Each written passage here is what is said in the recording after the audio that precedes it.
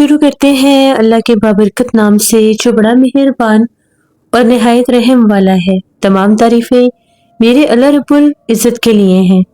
खौफनाक कहानियों के मुअज़्ज़िज़ नाज़रीन को मेरी तरफ से अस्सलाम वालेकुम। उम्मीद करती हूँ आप सब लोग खैरियत से होंगे, जहाँ होंगे खुश होंगे और मेरे चैनल की खौफनाक कहानियों को बहुत ज़्यादा पसंद भी करते होंगे। आज आप लोगों के लिए बहुत डरावनी कहानी लाई हूँ जिसे आप लोग बहुत पसंद करेंगे। सिलसिला शुरू करते हैं आज की खौफनाक कहानियों का। बढ़ते हैं आज की पहली खौफनाक कहानी की तरफ। ये खौफनाक कहानी नोमान शेयर कर रहे हैं। नोमान कहते हैं, मैं लाहौर का रहने वाला हूँ और आज आपके साथ अपनी जिंदगी की बहुत ही ज्यादा डरावनी कहानी शेयर करना चाहता हूँ। ये आज से 18 बरस पहले की कहानी है, जब मैंने नई कैब चलानी शुरू की। मैं एक टैक्सी ड्राइवर था। कोई माकूल जॉब ना मिलने से मैंने ये काम करना बेहतर समझा। मैंने एक गाड़ी ली और उसको एज अ टैक्सी चलाने लग गया। मेरा निकनेम नोमी है। सब मुझे बहुत ज़्यादा अप्रिशिएट भी करते थे कि मैं मेहनत बहुत ज़्यादा करता था। मैं टाइम नहीं देखता था और जब भी मुझे कोई पैसेंजर मिलता था, कोई सवारी मिलती थी, तो मैं लाहौर की सड़कों पर निकल पड़ता था। लाहौर का चप्पा चप्पा अब मुझे जुबानी याद हो गया था, क्योंकि काम करते करते मैं आदी हो चुका था। यहाँ तक कि अम्मी अबू मुझे मना करते थे कि ज्यादा लेट नाइट तक बाहर मत रहा करो। तो मैं उनको यही कहता था कि अम्मी, जब भी कोई सवारी मिलती है तो मैं इनकार नहीं करता। मेरी कोशिश यही होती है कि जब मैं ये काम कर ही रहा हूं तो पूरी ईमानदारी के साथ करूं। इसी तरह से मुझे टैक्सी चलाते चलाते तकरीबन 7-8 माह हो चुके थे। बहुत सी ऐसी जगह थी जो मैंने पहली बार सुनी और देखी भी थी, लेकिन वो कहते हैं ना कि जब इंसान किसी काम में कदम रखता है तो फिर वो हर कदम से वाकिफ हो ही जाता है। तो अब मैं भी लाहौर की हर सड़क, हर गली, हर कोने, हर कूचे को जानता था। बहुत से मेरे लिंक बन गए, बहुत से लोगों का मैं रेगुलर जैसे ड्राइवर भी बन गया। ड्राइवर इस सेंस में कि जब भी इनको जरूरत पड़ती तो वो मुझे प्राइवेट कॉल कर लेते कि हमने आज इधर जाना है। एक दिन पहले तक की मेरे साथ बुकिंग आ जाती तो मैं चला जाया करता था। कभी कभी तो इतना ज्यादा मेरे पास पैसेंजर्स की कॉल्स आती थी कि कुछ को मुझे मना भी कर देना पड़ता था। इसी तरह से एक रात की बात है, मैं कैनाल रोड पर था। मुझे एक कॉल रिसीव हुआ। मैं वापस घर की तरफ जा रहा था। मुझे कॉल रिसीव हुआ तो वो एक खातून थी जिन्होंने मुझे ये कहा कि ज़हूर इलाही रोड से बोल रही हूँ, मुझे इसी टाइम बहुत ज़रूरी काम है और मैंने आपका नंबर अरसलान से लिया है। अब मेरे दिन में कई लोगों से मुलाकात होती थी, कई लोग मेरा नंबर लेते थे, कई लोगों से वाकफियत भी हो चुकी थी। मुझे लगा कोई जानने वाली होगी, किसी को कोई फैमिली होगी तो उनको ट्रस्ट होगा, इसीलिए उन्होंने इतनी रात को मेरा नंबर दिया है। तो मैंने उन्हें कहा कि मैम, इस टाइम आपने किधर जाना है? तो उन्होंने कहा कि या आप आएंगे तो मैं तभी बताऊंगी, काम बहुत जरूरी है, आप अभी आ जाएं। मैंने उन्हें कहा कि ठीक है, मुझे थोड़ा टाइम लगेगा क्योंकि मैं कैनाल रोड पर हूं तो मैं आ जाता हूँ। अब मुझे उधर से ही ज़हूर इलाही रोड की तरफ जाना था, गुलबर्ग की तरफ। तो मैंने जैसे ही उस तरफ का रास्ता लिया, मैं वहां पर गया। उन्होंने मुझे अपनी लोकेशन एग्जैक्ट बताई। तो वहां पर जैसे आप सब जानते हैं कि दरख्तों से घिरी हुई वो सड़क, वो रोड दिन के टाइम कितना हसीन और खूबसूरत लगता है, जबकि रात को वो थोड़ा सा डरावना भी लगता है, क्योंकि दरख्त जिस तरह से अपने बाजू खोले खड़े होते हैं उनको देखकर डर तो लगता है। खैर, वो कहीं बाहर रोड पर ही थी। उन्होंने मुझे बताया कि मैं इस जगह पर खड़ी हूँ तो आप आ जाएं। मैं वहां पर पहुंच गया तो वो एक खातून थी, बहुत ज्यादा जल्दी में लग रही थी। जो ही वो मेरी गाड़ी में बैठी तो मुझे कहने लगी, जेल रोड की तरफ चलो। मैंने उन्हें कहा कि जेल रोड की तरफ?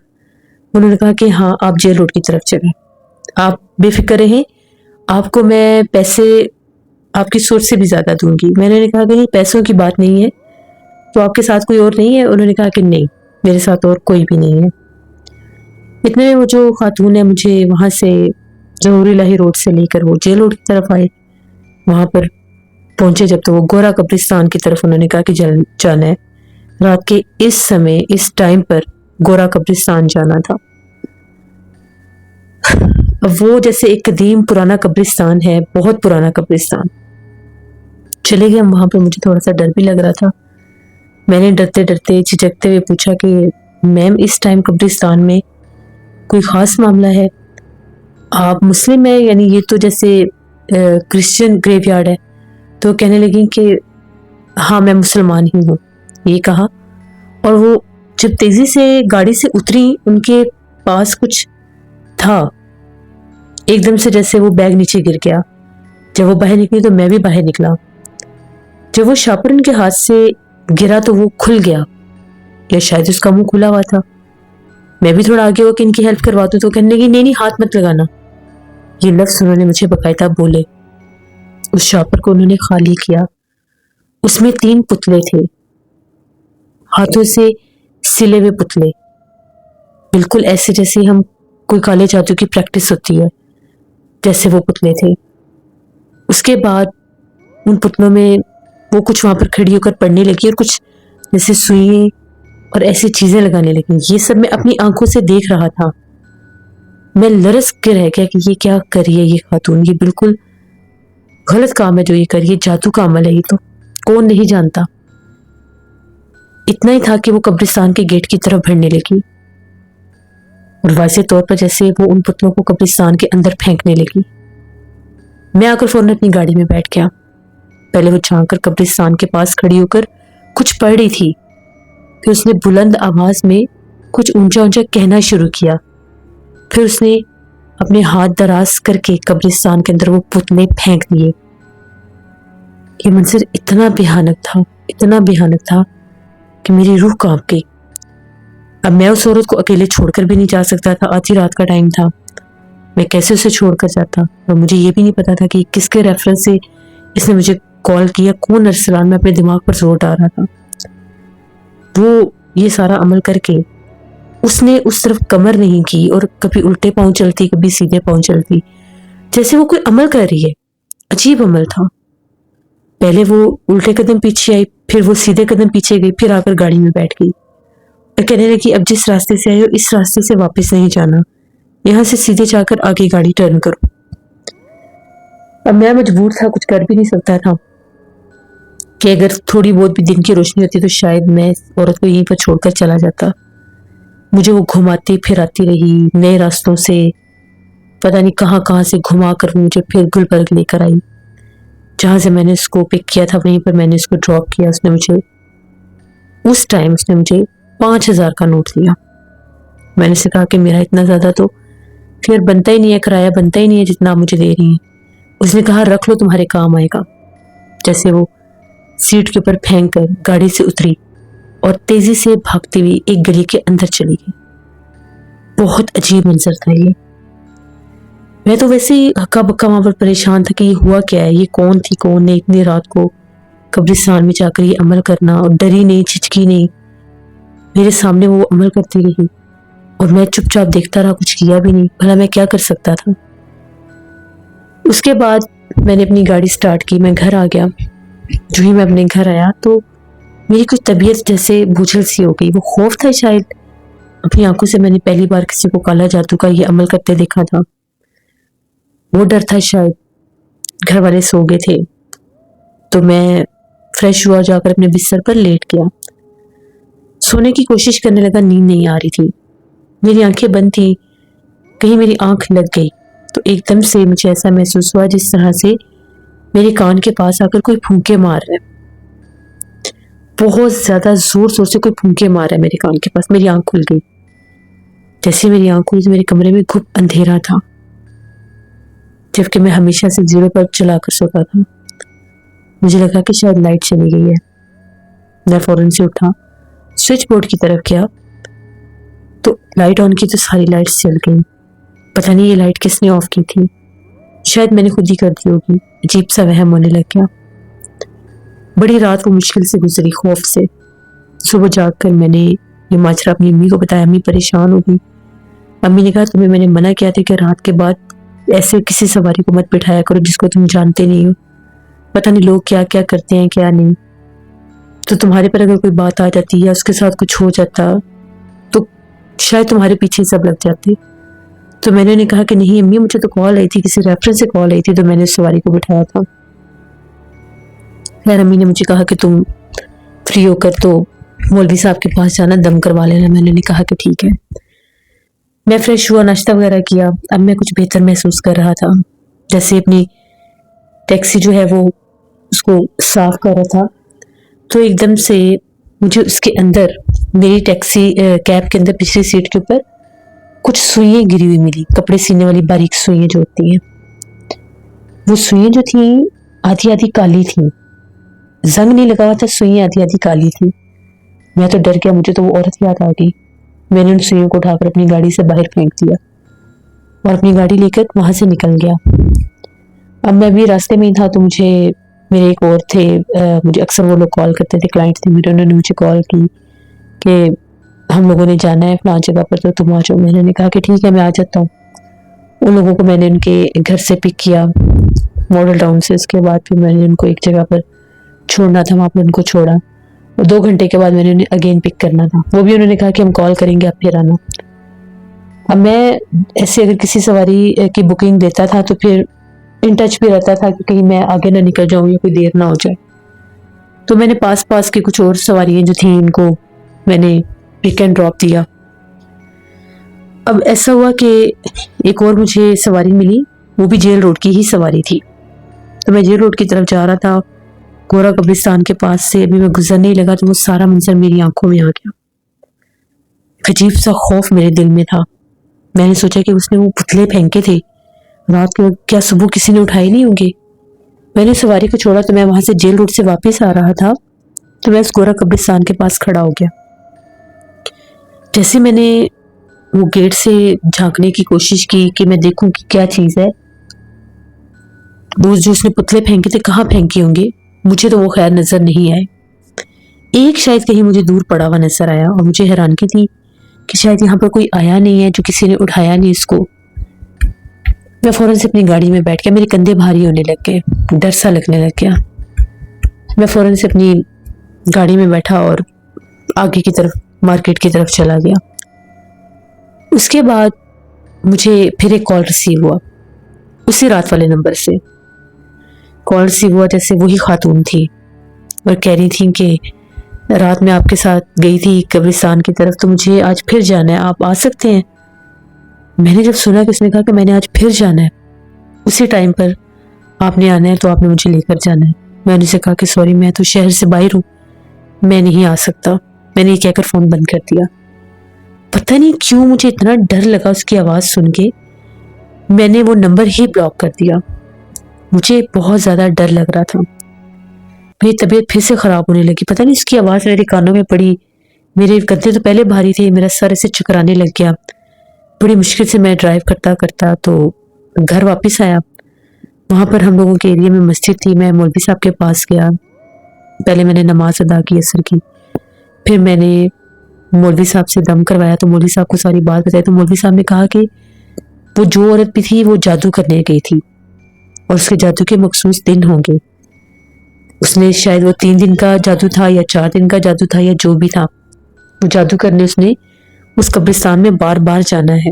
اچھا کیا جو تم بچ گئے ہو. میں نے انہیں بتایا کہ میں بہت زیادہ ڈرا بھی ہوں اور جیسے میری گاڑی میں وہ سوئیں بھی تھیں. ان کا یہ کہنا تھا کہ اسی لیے تم ڈری ہو کیونکہ وہ جادو کی چیزیں تمہاری گاڑی میں موجود تھیں, اسی لیے تم پر تھوڑا سا اثر ہوا ہے. تو تم اپنا خیال رکھو اور دوبارہ اس عورت کی کال بھی ریسیو نہیں کرنی, بلکہ کوشش کرو کہ کچھ دن تم اس قبرستان کی طرف بھی نہ جاؤ. میں مولوی صاحب سے دم کروا کے گھر آ گیا. میں نے ان لوگوں کو کال کر دی جن کو میں چھوڑ کر آیا تھا, جن کو میں نے ماڈل ٹاؤن سے ریسیو کیا تھا, پک کیا تھا.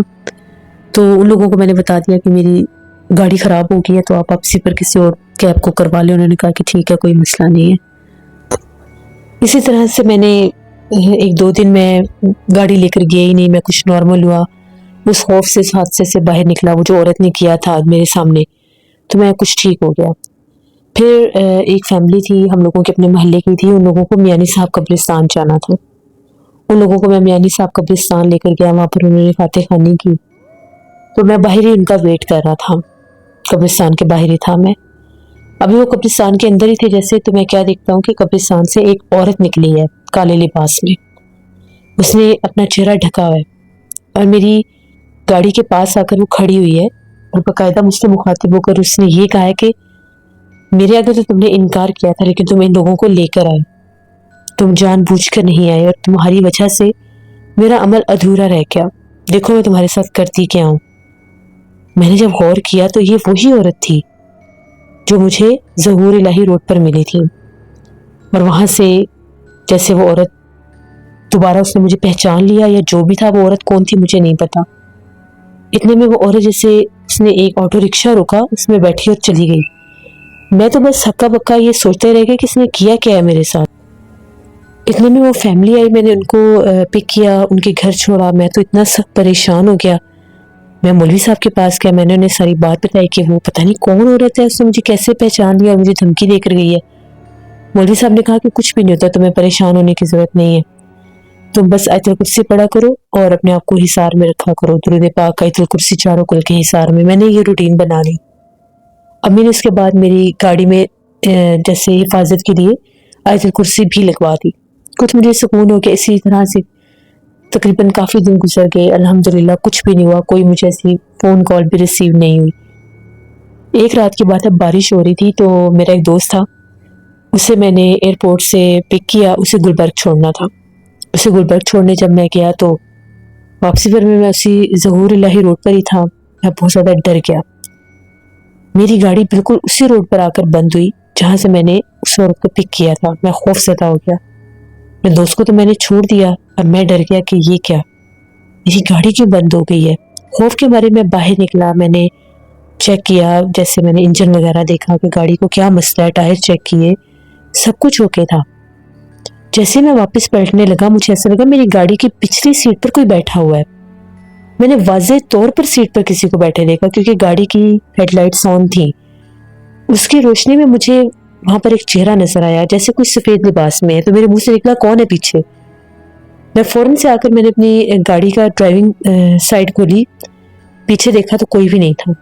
مجھے لگا میں ڈر رہا ہوں بہت زیادہ، میں وہم کر رہا تھا۔ میں فوراً گاڑی میں بیٹھا، پھر چاروں طرف دیکھا، کچھ بھی نہیں تھا، لیکن گاڑی میں ایک عجیب سی اسمیل تھی جیسے وہ کسی اور کی تھی۔ میری گاڑی میں وہ اسمیل پہلے نہیں آ رہی تھی، پھر یہ اسمیل کہاں سے آئی مجھے سمجھ میں نہیں آیا۔ میں نے گاڑی سٹارٹ کرنے کی کوشش کی، آیت الکرسی پڑھی، درود پاک پڑھا، الحمدللہ گاڑی سٹارٹ ہو گئی۔ جیسی گاڑی سٹارٹ ہوئی تو کیا دیکھتا ہوں سامنے میری بالکل گاڑی کے سامنے کی طرف سے کوئی چلتا ہوا آ رہا ہے۔ وہ ایک عورت تھی، لمبی سی، بہت لمبی سی عورت تھی۔ جیسے وہ گاڑی کے قریب آتی گئی، اس کی آنکھیں اتنی اسپارک کر رہی تھی اور چہرہ بہت بھیانک سا ہو گیا، اتنا خوفناک چہرہ تھا۔ میں نے گاڑی سٹارٹ کی، میں نے فل سپیڈ میں ریس دے دی۔ میں نے یہ بھی نہیں سوچا کہ یہ گاڑی سے ٹکرا جائے گی یا جو بھی ہے۔ وہ جیسے گاڑی کے آر پار ہو گئی، کوئی ٹکر نہیں ہوئی، کوئی ایکسیڈنٹ نہیں ہوا، وہ مخلوق جیسے غائب ہو گئی۔ میں نے وہاں سے گاڑی تیزی سے نکالی، بہت تیز میں نے گاڑی چلائی۔ راستے میں بھی مجھے بہت ڈر لگ رہا تھا، کبھی مجھے وہم ہوتا تھا کہ جیسے ساتھ والی سیٹ پر کوئی بیٹھا ہے، کبھی مجھے وہم ہوتا تھا جیسے پیچھے والی سیٹ پر کوئی بیٹھا ہے اور جیسے کوئی میرے پیچھے شرٹ پر ہاتھ رکھ رہا ہے، میرے کندھے پر ہاتھ رکھ رہا ہے۔ بہت بار مجھے یہ فیل ہوا، یہاں تک کہ میں نے خود دیکھا جیسے وہ ڈرائیونگ مرر میں نے دیکھا جیسے پیچھے مجھے آنکھیں نظر آئی چمکتی ہوئی۔ پتہ نہیں یہ سب کیا تھا، مجھے نہیں سمجھ آئی۔ اللہ اللہ کر کے میں گھر پہنچا، گاڑی کھڑی کی، میری تو بری حالت تھی، مجھے اتنا سخت بخار، میرا خوف سے برا حال۔ میں نے گھر والوں کو بتایا، امی الگ پریشان ہو گئی۔ اس ٹائم رات کے 10 بجے کا ٹائم تھا۔ امی نے جیسے پانی دم کر کے مجھے پلایا، ابو الگ پریشان۔ ابو نے جا کر ساری میری گاڑی چیک کی کہ گاڑی میں کچھ ہے تو نہیں۔ گاڑی میں کچھ بھی نہیں تھا، بظاہر کچھ بھی نہیں تھا گاڑی میں۔ اس کے بعد میرا تو بخار ہی بڑا سخت ہو گیا، بخار اترتا ہی نہیں تھا۔ اگلے دن بھی مجھے شدید بخار تھا، میڈیسن کے باوجود میں ٹھیک نہیں ہو پا رہا تھا۔ ابو نے کیا کیا کہ ابو ایک بزرگ کو لے کر آئے، جیسے میں نے آپ کو مولوی صاحب کا بتایا، وہ روحانیت بھی رکھتے تھے، مولوی صاحب تھے، بزرگ تھے، ان کو لے کر آئے۔ انہوں نے آ کے مجھے دیکھا، دم کیا، انہوں نے کہا کہ میں نے اس کو منع کیا تھا کہ تم اس سائڈ پر نہ جانا، یہ پھر اسی سائڈ پر گیا۔ وہیں پر اس عورت کا بسیرا ہے، وہ کوئی جادوگرنی ہے، وہ کوئی اور مخلوق ہے جو انسانی روپ میں یا جو بھی ہے، وہ غصے میں ہے، اس کا عمل جیسے یہ گیا نہیں، شاید اس کا عمل پورا نہیں ہوا یا جو بھی ہے، تو وہ اس کے پیچھے لگی ہوئی ہے۔ کہ جب بھی اس سائڈ پر جائے گا اس کے ساتھ یہ معاملات ہوں گے، اس کو کہیں کہ یہ اس سائڈ پر نہ جائے، یہ بچ جائے، ورنہ یہ مخلوقات اگر ایک دفعہ انسان پر سوار ہو جائیں تو اس کی جان نہیں چھوڑتی۔ پھر انہوں نے مجھے دم کیا، انہوں نے کہا کہ 3 دن یہ پانی پلائیں، اس کا بخار کم ہونا شروع ہو جائے گا، ہو سکتا ہے وہ اس کو تنگ کرنے کی کوشش کرے تو آپ لوگ اس کو اکیلے مت سونے دیں۔ ابو نے کہا کہ ٹھیک ہے میں اس کے ساتھ سوؤں گا۔ ابو میرے کمرے میں آگے میرے ساتھ ہی بیچارے سوئے، ان کو بھی میری وجہ سے تنگ ہونا پڑا۔ ابو کو عادت تھی وہ فجر کی نماز سے پہلے جاگ جاتے تھے، قرآن پاک پڑھتے تھے، پھر فجر کی نماز پڑھتے تھے۔ ابو کہیں اٹھ کر باہر گئے، ابو کو بھی گئے ہوئے 5-10 منٹ ہی ہوئے ہوں گے، میرے تو کانوں میں یوں جیسے کسی عورت کی چیخیں، شدید چیخیں سنائی دے رہی ہے۔ میں جاگ گیا، میں نے کہا کوئی چیخ رہا ہے، کچھ چلا رہا ہے۔ ابو بھاگے اندر، ابو نے کہا کوئی بھی نہیں چلا رہا، تم ڈر گئے ہو، کچھ بھی نہیں ہے۔ ابو پھر میرے پاس آ کر بیٹھ گئے، وضو کر کے آئے، انہوں نے میرے پاس بیٹھ کر قرآن پاک پڑھا، مجھے کچھ سکون آیا، میں سو گیا۔ 3 دن پھر ان لوگوں نے مجھے اکیلا نہیں چھوڑا، پھر میرا بخار کچھ کم ہوا۔ اس کے بعد میرے اسی دوست کی مجھے کال آئی کہ تم آؤ ادھر گلبرگ، میں نے کہا کہ نہیں میں نہیں آ سکتا، میری طبیعت بالکل ٹھیک نہیں ہے، میں نے اس سائڈ پر نہیں آنا۔ تو یہ میرے ساتھ حادثہ ہوا، اس کے بعد بھی میں کئی دفعہ بیمار ہوا، اور کئی دفعہ مجھے رات کے وقت میں کسی سنسان راستے پر ہوتا تھا، مجھے یہی محسوس ہوتا تھا کہ میری گاڑی کے پیچھے کوئی بیٹھا ہوا ہے، اگر گاڑی میں اکیلا ہوں۔ مجھے بہت بار یہ فیل ہوتا تھا کہ گاڑی کے پیچھے سیٹ پر کوئی بیٹھا ہوا ہے۔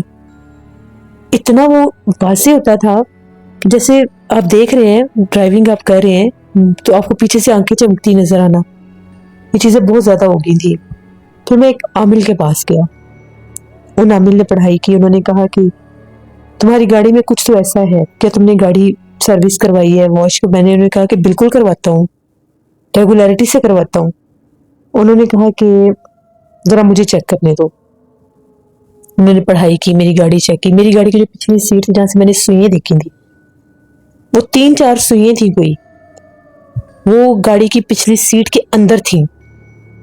وہ نظر رکھتے تھے، عامل تھے، انہوں نے وہ سوئیاں وہاں سے نکالی، وہ سوئیاں ریڈ کلر کی ہوئی ہوئی تھیں، آئی ڈونٹ نو وہ ریڈ کلر کی کیسے ہو گئی، وہ اتنی عجیب سوئیاں تھیں، اور ایک سوئی کے ساتھ جیسے دھاگا سا لپٹا ہوا تھا۔ انہوں نے کہا کہ یہ جادو کی چیز تمہارے پیچھے تھی، اس کے ساتھ بھی باقاعدہ چڑیل آفت تھی، جنات تھے، موکلات تھے جو تمہیں نظر آ رہے تھے، تمہیں تنگ کر رہے تھے، اگر یہ نہ نکلتی تو شاید تم آسیب زدہ ہو جاتے اور تمہیں دورے بھی پڑنے لگ جاتی۔ میں نے اللہ کا شکر ادا کیا کہ وہ نکلی اور میں اس سائڈ پر گیا۔ پھر انہوں نے مجھے کہا کہ اگر کوئی اچھے دام ملتے ہیں تو اس گاڑی کو سیل کر دینا۔ خیر میں نے کوشش کرنا شروع کر دی، میں نے بہت سے لوگوں سے باتیں کی کہ گاڑی کسی نے لینی ہے تو میری نہیں ہے، تھی بھی نہیں، یہ بات سچ ہے۔ تو میرے ایک دوست تھے، ان کا اپنا شو روم تھا، پھر انہوں نے میری وہ گاڑی سیل کروا دی، میں نے ایک نئی گاڑی پھر وہاں سے نکلوائی، پھر میں نے کیب نہیں چلائی، میں نے توبہ کر لی۔ اس حادثے نے مجھے اتنا ڈرایا کہ کچھ نہ کر کے بھی، میرا تو نہ کچھ لینا تھا نہ دینا تھا، کیسے کیسے لوگ عملیات کرتے ہیں، کیوں کرتے ہیں، جن پر اس نے کیا ہوگا ان کا کیا حال ہوا ہوگا، میں کچھ نہیں جانتا۔ تو یہ میری ایک کہانی تھی، اور میں جتنے بھی ایسے لوگ ہیں جو کہ کیب ڈرائیور ہیں، ٹیکسی ڈرائیور ہیں، ویسے جو اوبر چلاتے ہیں، جو بھی ہیں، اب جب بھی کوئی جیسے کوئی بکنگ آتی ہے تو بڑا سوچ سمجھ کر رات کے ٹائم وہ بکنگ لیا کریں، ہمیں نہیں پتا ہوتا کہ آنے والے وقت میں کیا ہو جائے، بیٹھے بٹھائے جیسے میرے ساتھ ایک مصیبت آئی وہ کسی کے ساتھ بھی ہو سکتی ہے۔ تو یہ میری ایک کہانی تھی۔ بہت شکریہ نعمان آپ کا۔ جیسے یہ بات بالکل ٹھیک ہے کہ بہت سے لوگوں کے ساتھ عجیب و غریب واقعات، حادثات ہو جاتے ہیں جن کے بارے میں انہوں نے سوچا بھی نہیں ہوتا۔ اللہ سے رحم مانگنا چاہیے، اللہ پاک آپ سب پر، ہم سب پر اپنا کرم بنائے رکھے، اور ہم لوگوں کو ایسے لوگوں کے شر سے اور ایسی مصیبتوں اور آفتوں سے ہمیشہ محفوظ رکھے۔ یہ دعا اپنے لیے لازمی کیا کریں، اور یہ بات بھی بالکل ٹھیک ہے کہ سوچ سمجھ کر ہی کچھ کاموں میں آگے بڑھنا چاہیے۔ کچھ اجنبی لوگ ایسے بھی ہوتے ہیں جو اپنے آپ کو فائدہ دینے کے لیے دوسرے لوگوں کو نقصان بھی دے دیتے ہیں، اسی لیے وہ ایک مثال بھی ہے کہ ہر ہاتھ ملانے والا بھی دوست نہیں ہوتا۔ تو یہ اللہ سے دعا مانگا کرے کہ اللہ ہمیں برے لوگوں سے محفوظ رکھے۔ تو یہ تھی آج کی خوفناک کہانی، امید کرتی ہوں آپ لوگوں کو پسند آئی ہوگی۔ آپ لوگ بھی اپنی خوفناک کہانیاں شیئر کر سکتے ہیں ڈسکرپشن باکس میں دیے گئے ای میل آئی ڈی nushinmir57@gmail.com پر۔ اس کے علاوہ آپ لوگ مجھے کمنٹ باکس میں بھی سٹوری شیئر کر سکتے ہیں۔ انشاءاللہ کل ملاقات ہوگی آپ لوگوں کے ساتھ نانا جی کی کہانیوں میں اور پرسرار واقعات میں. اپنا بہت سا خیال رکھیں. اپنے ڈھیروں دعاؤں میں مجھے، میری فیملی، میرے پورے پاکستان کو یاد رکھیے گا. Thank you for listening my stories. Stay tuned. اللہ حافظ.